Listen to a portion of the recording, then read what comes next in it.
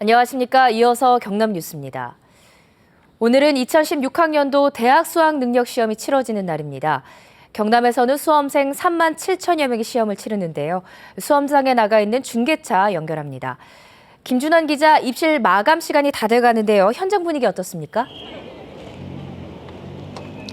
예, 저는 지금 수학능력시험이 치러질 창원 경일고등학교 앞에 나와 있습니다. 30분 뒤면 입시를 마쳐야 하는데요. 수험생들이 하나둘씩 시험장에 도착하고 있습니다. 현재 창원의 아침 기온은 예년보다 2, 3도 정도 높은 11도로 다행히 수능 한파가 없습니다. 하지만 긴장감에 잔뜩 움츠린 수험생들은 부모님의 격려 속에 조용히 교실로 향하고 있습니다. 경남에서는 103개 학교에서 시험이 치러지는데요. 응시자는 지난해보다 900여 명 줄어든 3만 7천여 명입니다. 수험생은 8시 10분까지 고사장에 입실해야 하고 8시 40분 1교시 국어 영역이 시작된 이후에는 입실할 수 없습니다. 혹시 시험장을 못 찾거나 지각이 예상되는 수험생은 지금 당장 112로 경찰에 신고하면 순찰차로 시험장까지 안내받을 수 있습니다. 한편 시험장에는 휴대전화, 스마트워치 등 모든 전자기기는 가져갈 수 없고 답안지는 컴퓨터용 사인펜으로만 표기해야 합니다. 또 수험표가 없을 때는 응시원서 사진과 신분증을 가지고 오전 8시까지 시험장 관리본부에서 재발급 받을 수 있습니다. 오늘 시험은 5교시가 끝난 후 오후 5시에 마무리되며 성적표는 다음 달 2일 통지됩니다. 지금까지 창원 경일고등학교에서 KBS 뉴스 김준원입니다. 보조금을 부정 수령한 사례가 최근 6년 동안 800여 건에 이릅니다. 곳곳에서 보조금이 새고 있지만 감독은 허술하고 주인 없는 돈이라는 인식은 여전합니다. 차주아 기자입니다. 보조금으로 6억 원을 받아 지어진 막걸리 제조 공장입니다. 하지만 허위 서류를 제출해 자기 부담금 2억 원은 들이지 않았습니다. 한 업체는 5억 원을 받아 농산물 선별기를 개발하겠다고 했지만 알고 보니 외국에서 기계를 수입했고, 또 다른 업체는 인명구조용 무인 로봇 개발 등의 명목으로 보조금 4억여 원을 받았지만 미국 제품을 그대로 베낀 수준이었습니다. 최종 결과물이 있기 때문에 저희는 이걸 수행했다고 판단을 한 거죠. 저희가 계속 붙어 있으면서 이걸 그 사람들이 계속 만들고 있는지 확인할 수 있는 게 아니지 않습니까? 이렇게 부정 수령된 보조금은 신고된 것만 지난 2008년부터 800여 건, 적발 금액은 590억 원에 달합니다.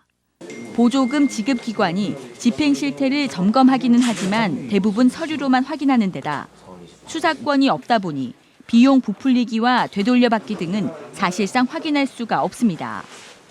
또 통합 관리가 되지 않아 같은 내용을 이름만 조금 바꿔 보조금을 중복 수령하기도 합니다. 현장 실사나 증빙자료 진위 여부 파악을 소홀히 하는 경우도 많습니다. 현행 개별법들은 부정행위에 대한 제재가 없거나 있더라도 재량으로 되어 있는 경우가 많습니다.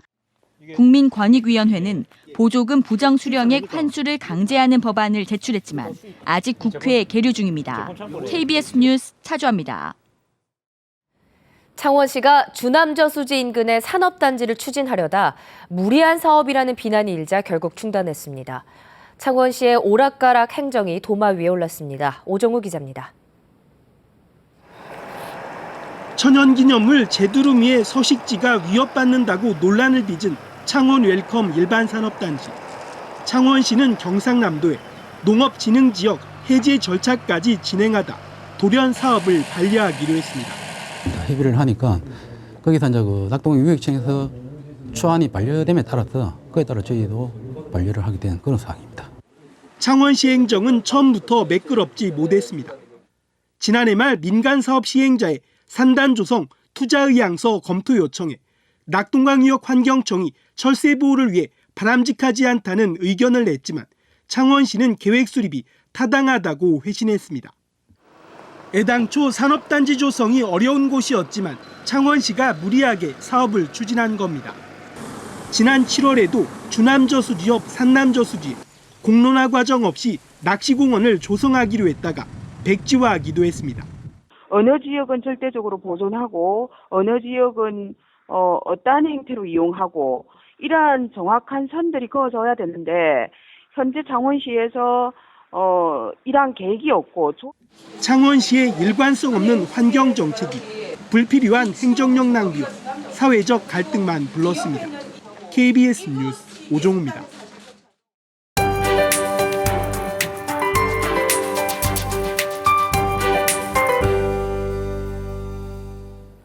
오늘은 2016학년도 수학능력시험일이죠. 입시 한파는 없지만 몇 가지 유의하실 점은 있습니다. 현재 엷은 안개가 끼면서 시정 상황이 좋지 않은 곳이 있고요. 빗방울과 함께 강한 바람이 부는 곳이 있겠습니다. 작은 우산 하나 챙기시기 바랍니다. 오늘은 동해상에 위치한 고기압의 가장자리에 들겠습니다.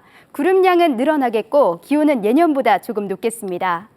오늘 아침 창원 11도, 김해 15도로 시작합니다. 한낮엔 밀양과 함안이 19도, 창원 18도로 어제와 비슷하겠습니다. 서부 지역도 이맘때 가을 날씨가 이어집니다. 18도 안팎으로 조금은 서늘한 기분이 들겠습니다.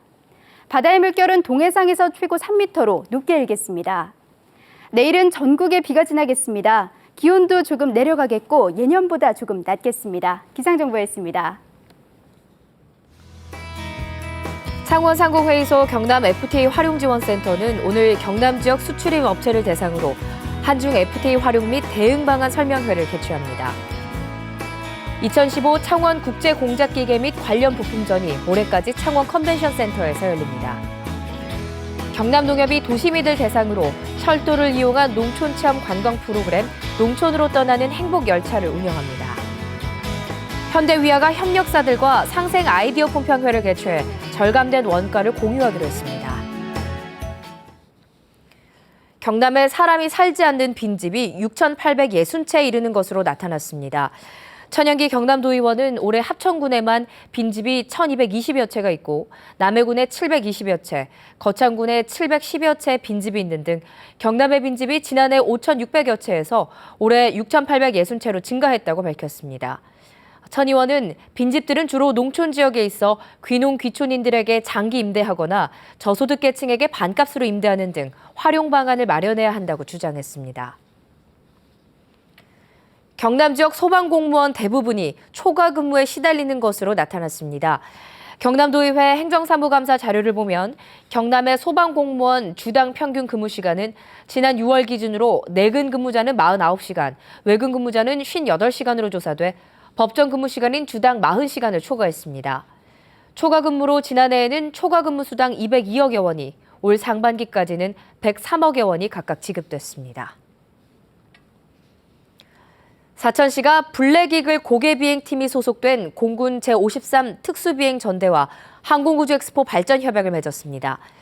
사천시는 해마다 사천 항공우주엑스포에 참여해 고개비행을 보여주고 있는 블랙이글 고개비행팀을 격려하고 항공우주엑스포 행사를 통해 대한민국 공군의 우수성을 널리 알리는 등 다양한 분야에서 협력하기로 했습니다. 경상대와 한국항공우주산업 카이가 계약학과인 테크노 경영학과를 운영합니다. 석사 학위 과정인 테크노 경영학과에는 한국항공우주산업 직원들에게 맞춤형 경영교육을 제공해 인재를 양성하기 위한 것으로 내년 1학기부터 15명 이내 신입생을 선발해 운영합니다. 부산지방고용노동청은 통영과 거제 지역 대형 조선소의 사내 협력업체 직원으로 일하면서 취업 사실을 숨기고 실업급여를 부정수급한 105개 사업장 근로자 219명을 적발했습니다. 노동청은 이 가운데 근로자와 법인 관계자 등 193명을 형사고발하고 추가 징수액을 포함한 9억 원을 반환 조치했습니다. 이들은 고용보험을 신고하지 않거나 타인 명의 통장으로 임금을 받아 취업 사실을 숨기는 방식으로 실업급여 4억여 원을 부정수급한 것으로 조사됐습니다. 롯데쇼핑이 약속을 어기면서 사업이 지체되고 있는 김해관광유통단지에 대해 경상남도가 이행강제금을 부과해야 한다는 주장이 도의회에서 제기됐습니다. 조선재 경남도의원은 지난 10일 농해양수산위원회 행정사무감사에서 롯데가 전혀 믿음을 주지 못한 만큼 계획대로 이행강제금을 부과해야 한다고 밝혔습니다.